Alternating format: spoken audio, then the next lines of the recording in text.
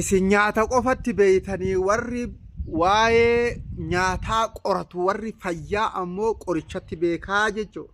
Waan harkatti argitan kun waan irra qaalii mukkiinii addunyaa kana keessa jirurraa isa tokko. Mukaa namni osoo hin beekin nyaatu maalummaa isaa. Mukni kun mukaa baay'ee vaayitaaminaa gugurdaadhaan badhaadhaadha.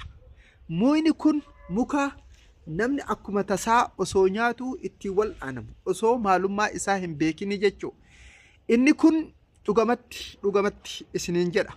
Mee kara biraa osoo hin deemin dura jalqaba irratti warri dhibee onneetiin qabamtan dhiiga akka barbaadde onneen taphachiisuu dadhabdee dhibamaa jirtan mee isa kana baay'isaatii nyaata keessan godha. Dhiibbaa hin qabu waan ta'eef nyaata keessan godha. Mee nyaata idilee warri dhibee dhiigaa gara onneetti yeroo dabru itti ulfaatu. Maaliif jennaan dhiiga keenya dhiquu fi akkasuma akka dhiigni xochatee sirna isaa eeggatee qaama keenya keessa imaluuf gargaarsa ol aanaa nu godha jechuudha.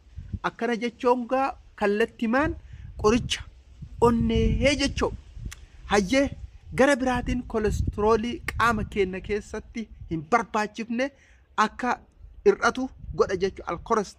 Kolesteroolii daar fiil jism kolesteroolii qaama keenya keessatti rakkoo fidu akka nurraa bayuuf oolaa jechuudha. Akkasuma warri gogaan keessan kokkorottatee bareeduu diddanii kokkorottatee akka gogaa dullachaa yookiin dullatti ta'u nama dulloomee ta'u baay'ee yoo nyaattan gogaan keessan akka jiidhee bareeduuf isin gargaara.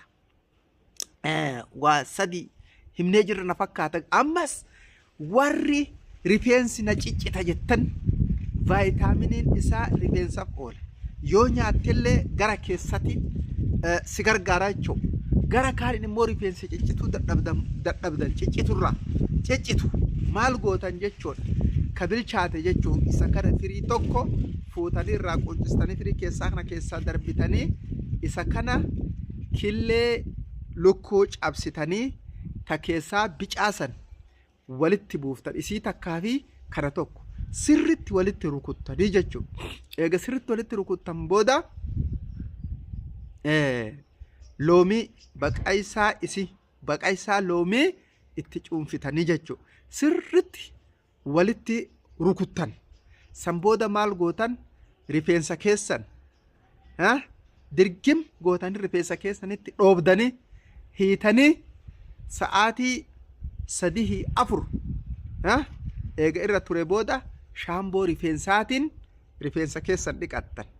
Shamarran baana kaa'isni warri rifeensa jaalattanii. San booda shaamboo rifeensaatiin qaama keessan dhiqattan. Torbanitti 2 yoo akkas gootan na amanaa rifeensa keessan ciccituu ni dhiisa ni dheerata. Yoo uumamaan rifeensa qincica akka warra garteetiin maali jedhe sanyii rifeensa qiciicaa ajaa'at yoo ta'e malee rifeensa noormaalii ta'ee caccaburraa dadhabuudhaan gabaabatee dheeratuu dide taanan laxitti isinii fayyee rifeensa keessan ciccituu dhiisee mudhiin hidhattan jechuudha. Kana malees avukaatoo waan an akkatti yeroo gabaabdatti isinitti himee fixuu miti.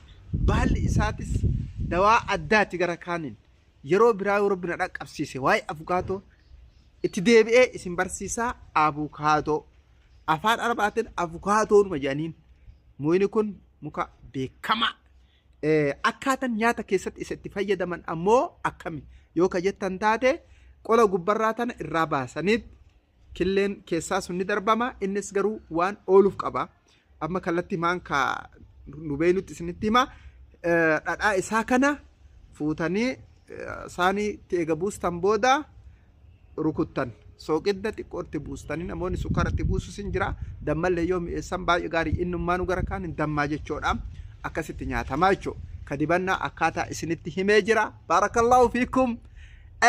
Viidiyoo tana koppiliinki sheer gochuudhaan namoota hedduu biraan ga'a karakkoo kana qaban akka furatan. Maaliif bakka baay'eetti argamaa jechuudha. bakka ataakiltii hundatti argamaan ta'eef fudhatanii haa fayyadamanii. Salaamu alaikum warahmatullaahi